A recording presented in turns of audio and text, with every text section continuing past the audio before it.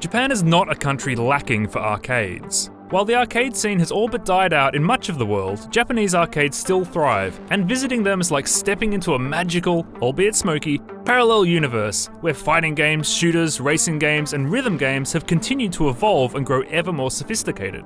Simply put, if you want to test your skills and be part of gaming culture in Japan, arcades are still the place to go.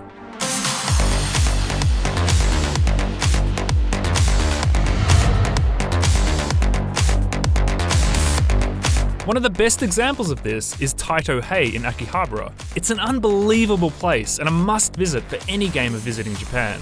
Why? Because few other arcades can touch its selection of shoot 'em ups and fighting games. It's actually kind of hard to process just how extensive the selection is.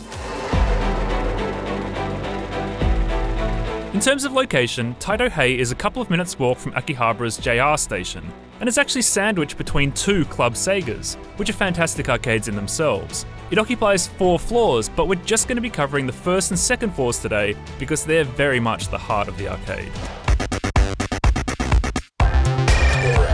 The first floor is shmup heaven, with row upon row of arcade cabinets housing a mind-boggling range of games. At its core is the selection of Danmaku, or bullet hell games. Famous Danmaku developer Cave is particularly well represented, with classics like Esp Galuda, DODONPACHI, and Death Smiles to name some of the bigger ones. You'll also find plenty of games from other iconic Japanese shooter developers such as Raising, Psycho, and Treasure. Gunbird or Radiant Silvergun, anyone? These sit alongside an impressive selection of retro icons. Taito Hey, for instance, has the original 3-screen Darius arcade setup from 1986, and a huge twin-screen Darius 2 rig, not to mention a bunch of other iterations of the series. Other classics are housed in regular cabinets, but if you want to play influential shooters from the 80s and 90s like Gradius, Fantasy Zone, Space Harrier, 1943, R-Type and Raiden, this is the place to do it.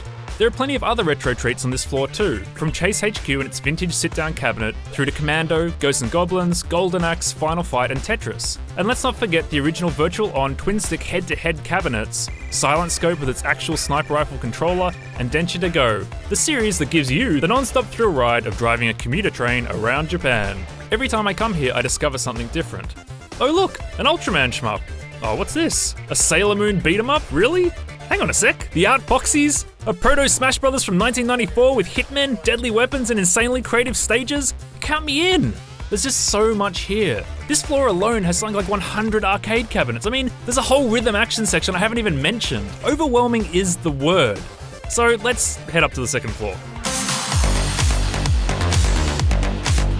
Welcome to Fighting Games Central. The vast majority of cabinets on this floor are positioned back to back so that players can challenge one another. As of my most recent visit in September 2016, Blaze Blue Central Fiction was the new hotness, with no less than 17 back-to-back systems. But obviously all the big players are represented too.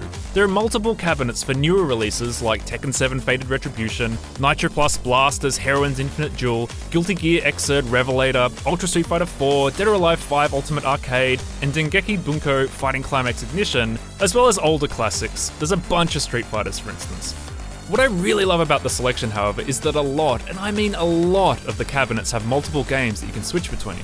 This means Taito Hey is able to have way more games available to play than it otherwise would. And as a result, there are just so many classics to rediscover or niche titles that get a chance to shine.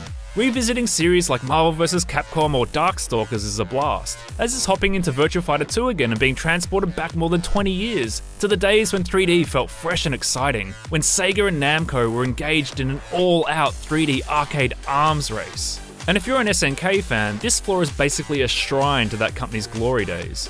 I spotted at least 10 different King of Fighters games on offer, for instance, as well as several Art of Fighting and Samurai Showdown titles, and a bunch of standalone games too, everything from World Heroes Perfect and Ninja Masters through to Mark of the Wolves and Shock Troopers. Like I said, it's completely overwhelming. You can easily lose a day in Taito Hey, and well, why wouldn't you? It's a treasure trove of gaming heritage, and at least for me, reminded me why I fell in love with video games in the first place. For more on Japanese arcade games, you're in the right place, IGN. But for now, I'm off to play Outfoxies. Bye! Bernard White 1.